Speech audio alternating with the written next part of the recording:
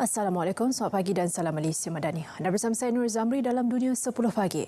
Lebih 60 maut selepas lelaki bersenjata melepaskan tembakan di sebuah dewan konsert di Moskow. Kumpulan Daesh mengaku bertanggungjawab melakukan serangan itu. Penyerang yang memakai seragam celuring memasuki bangunan, melepaskan tembakan secara rambang dan melemparkan bom tangan. Tindakan itu menyebabkan api merebak dengan cepat membakar dewan konsert di Crocus City. Lebih 160 orang lagi cedera ketika cuba melarikan diri.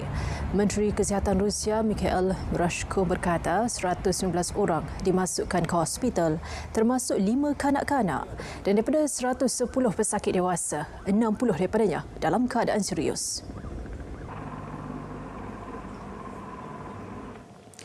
Setiausaha Agung PBB Antonio Guterres dan Majlis Keselamatan mengutuk sekeras-kerasnya serangan pengganas di pinggir Moskow itu.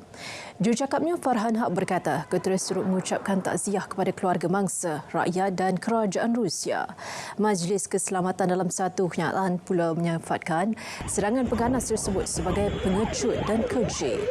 Badan Dunia itu juga menggesa semua negeri dan pihak berkuasa tempatan bekerjasama rapat dengan kerajaan Rusia untuk menangkap dan membawa penyerang serta dalang dalam serangan tersebut ke muka pengadilan. Kumpulan Daesh dalam pernyataan di Telegram mengaku mendalangi serangan pada Jumaat itu. Mendakwa anggotanya melancarkan serangan ke atas satu perhimpunan besar di pinggir Moskow dan berjaya meloluskan diri kembali ke kubunya dengan selamat.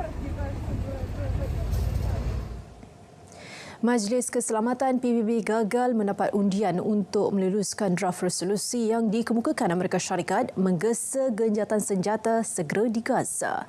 Ini selepas Rusia dan China memveto draft resolusi berkenaan. Kedua-dua negara menyertai negara Arab mendakwa resolusi itu tidak mencukupi untuk menekan Israel.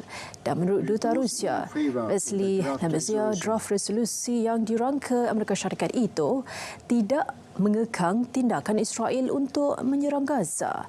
Malah beliau menyelar Washington hanya mendesak genjatan senjata selepas Gaza hampir dihapuskan dari muka bumi.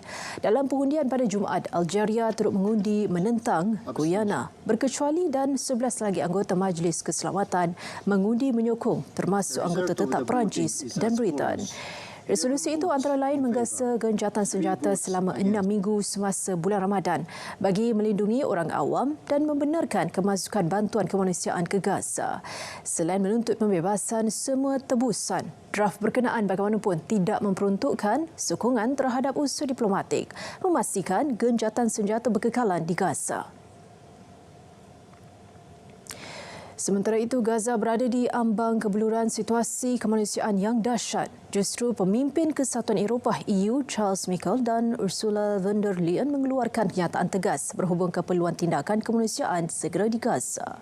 Pemimpin itu secara bersama sekali lagi mengulangi sokongan EU untuk menyelesaikan konflik Israel-Palestin yang berlarutan hampir 6 bulan. Michel dengan tegas memberi amaran agar tiada sebarang serangan darat di Bandar Rafah. Selain mengutuk penempatan haram Israel, Michel menyokong proses politik disambung semula. Penyediaan bantuan kemanusiaan penting untuk meringankan keadaan teruk yang dihadapi warga Gaza. Dalam perkembangan lain, Princess of Wales Kate Middleton membuat pendedahan mengidap kanser. Satu kejutan besar buatnya termasuk peminat.